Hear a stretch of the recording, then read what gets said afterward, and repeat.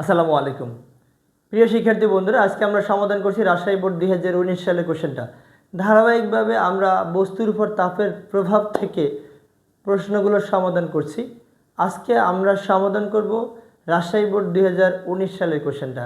Rajshahi board 2019 সালের কোশ্চেনটা উদ্দীপকটা এমন ছিল যে 30 ডিগ্রি তাপমাত্রা বিশিষ্ট তামার গোলককে 110 ডিগ্রি সেলসিয়াস তাপমাত্রা উত্তপ্ত করায়, অর্থাৎ 30 ডিগ্রি সেলসিয়াস তাপমাত্রার তামার গোলককে 110 ডিগ্রি সেলসিয়াস তাপমাত্রা উত্তপ্ত করায় এর আয়তন বেড়ে হলো 32 মিটার কিউব এবং তামার আপেক্ষিক তাপ দেয়া আছে 400 joule per KG per kelvin.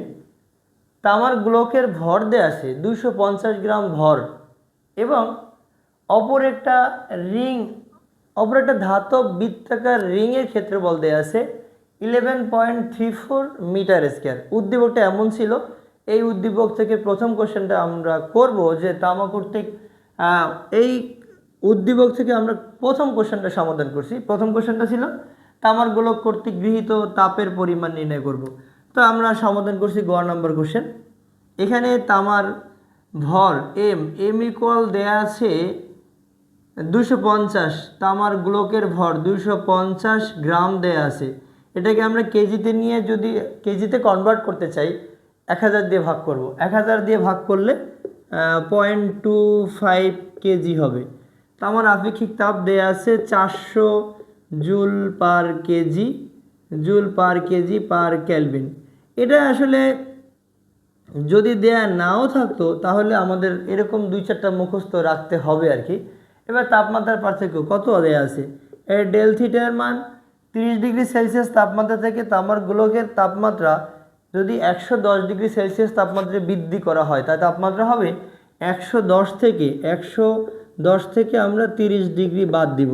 তাহলে বাদ দিলে জাস্ট 80 ডিগ্রি সেলসিয়াস, এটাকে আমরা কেলভিন বলতে পারি। তো আমরা সূত্র জানি, তাপ Q is equal to M S del theta. M হলো 0.25, এস হলো 400 এবং ডেল থিটার মান হলো 80। তো এখান থেকে আমরা পেয়ে যাব যে তামা কতটুকু পরিমাণে তাপ গ্রহণ করে, অর্থাৎ 30 ডিগ্রি সেলসিয়াস তাপমাত্রা থেকে যদি 110 ডিগ্রি সেলসিয়াস তাপমাত্রা উত্তপ্ত করা হয় বা উন্নীত করা হয় তাহলে তামা কতটুকু পরিমাণে তাপ গ্রহণ করবে সেটা আমরা বের করছি। তামার ভর 0.25 ইন্টু হলো 400, এটাকে আমরা গুণ করব তাপমাত্রার পার্থক্য 80 দ্বারা, তার হচ্ছে জাস্ট 8000 জুল, অর্থাৎ 30 ডিগ্রি সেলসিয়াস তাপমাত্রার তামা কর্তৃক গৃহীত তাপের পরিমাণ হলো 8000 জুল। সহজ, এই টাইপের আমরা অনেক কোশ্চেন সমাধান করেছি। এবারে আমরা দেখব যে এই যে ধাতব তামার যে গোলকটা, এই গোলকটাকে এই যে একটা রিং দেয়া আছে, অপর একটি ধাতব বৃত্তাকার রিং দেয়া আছে যার ক্ষেত্রফল দেয়া আছে 11.34 মিটার স্কয়ার। এই রিংয়ের মধ্যে প্রবেশ করানো যাবে কিনা এবারে আমরা সমাধান করছি ঘ নম্বর কোশ্চেনটা। উদ্দীপকের বৃত্তাকার গোলকটি একটা রিংয়ের মধ্যে প্রবেশ করানো যাবে কিনা।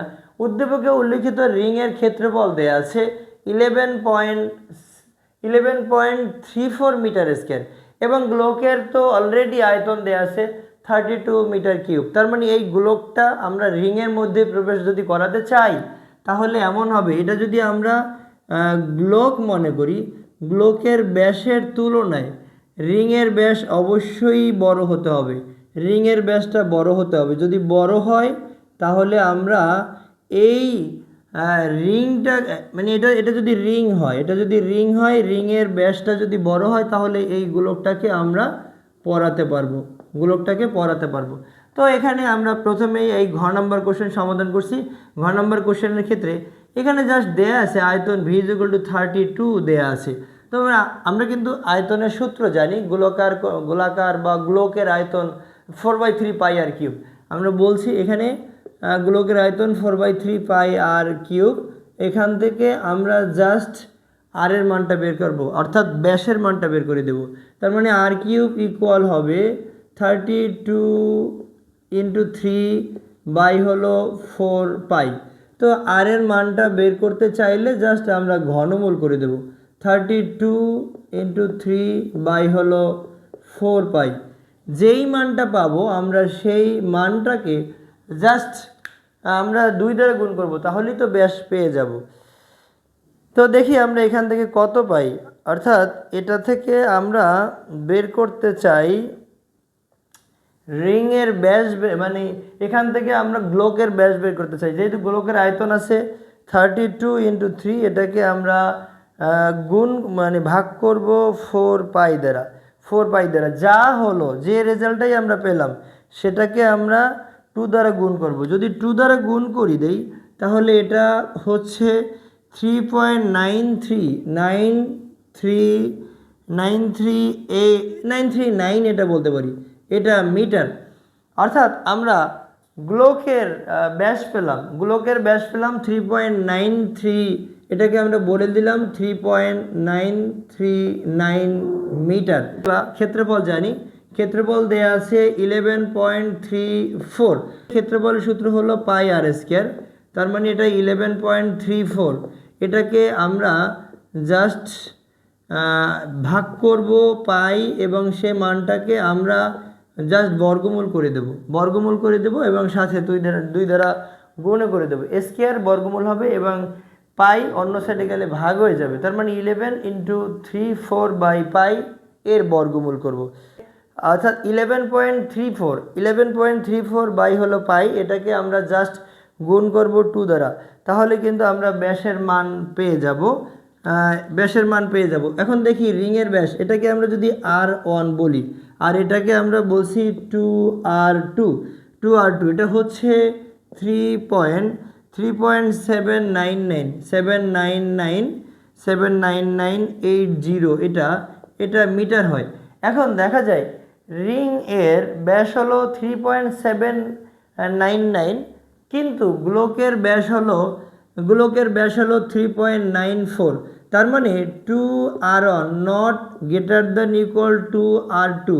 অর্থাৎ যেটা হলো, আমরা যে কনসেপ্টটা নিয়ে সামনে মানে এই অঙ্কটা সমাধান করেছিলাম, যদি গ্লোকের ব্যাস ছোট হয় তাহলে রিংয়ের মধ্যে প্রবেশ করানো যাবে, কিন্তু ফাইনালি আমরা যেটা দেখলাম যে আসলে গ্লোকের ব্যাসটাই বড় হয়ে গেছে।